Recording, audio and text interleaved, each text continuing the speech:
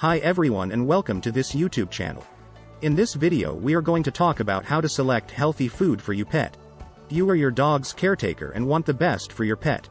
A large part of your pet's health is determined by the food that they eat. However, with so many food options out there, how do you choose which is best for your dog? There are some simple guidelines to help you with the decision of what to feed your pet. While there is no one best dog food, there are certainly some that are better than others in terms of nutrition. Keep in mind your pet's age and activity level. Your pet's energy and nutrition needs are based on multiple factors including growth, activity, reproductive status and age. Pet food is geared for feeding during certain life stages of the animal. A young growing puppy will need more calories than an older pet. A pregnant or lactating dog will also need more calories than its spayed or neutered counterpart. Determine the nutritional needs of your dog. You should think about the caloric needs of your pet, but also remember that those calories should not all come from just one type of nutrient, for instance only protein or only carbohydrates.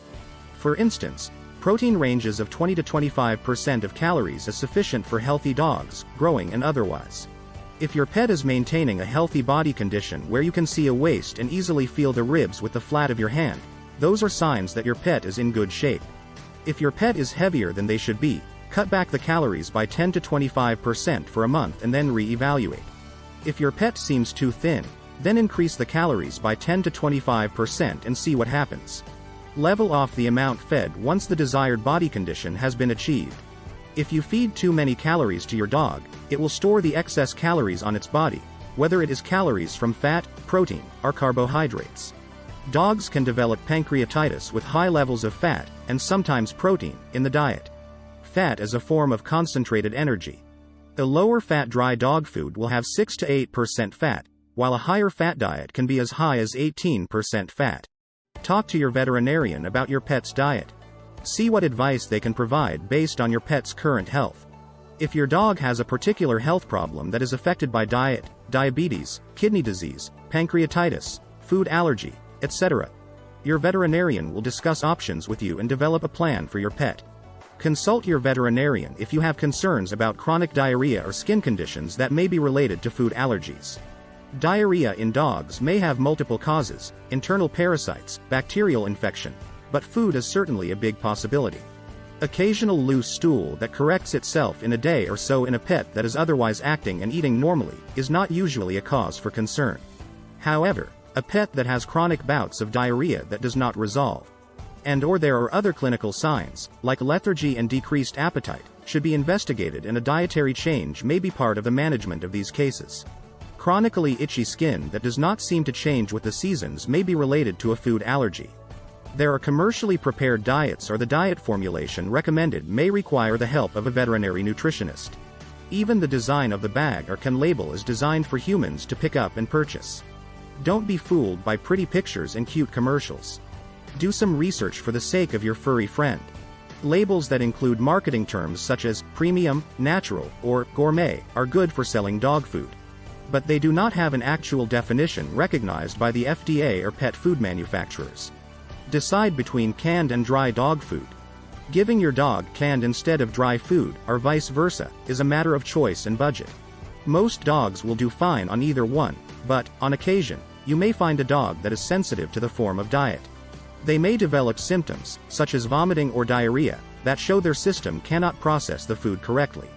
AAFCO membership is voluntary, but it provides guidelines for the formulation and manufacturing of pet foods. Having this label offers a baseline of assurance to the consumer that the food meets the basic nutritional requirements for the type of animal listed on the container. Check the label for the list of ingredients. Dogs are omnivores and they can eat meat, grain, and vegetables. However, you want to see the first ingredient listed as a meat, such as chicken, or beef, rather than meat by product, or meat meal.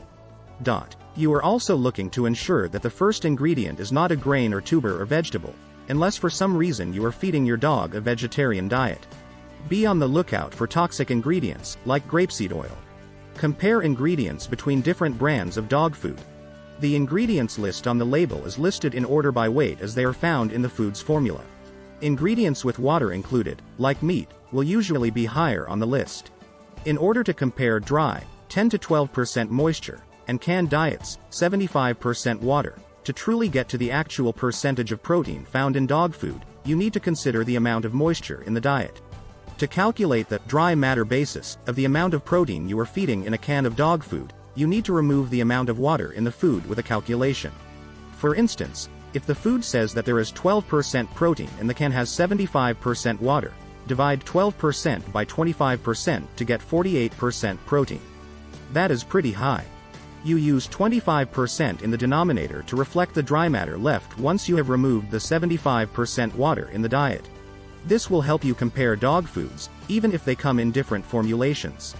Check the label for the approximate analysis that will tell you the amount of protein, fat, and fiber. The suggested amount to feed your pet, based on your pet's healthy weight, can also be found on the side of most pet food bags.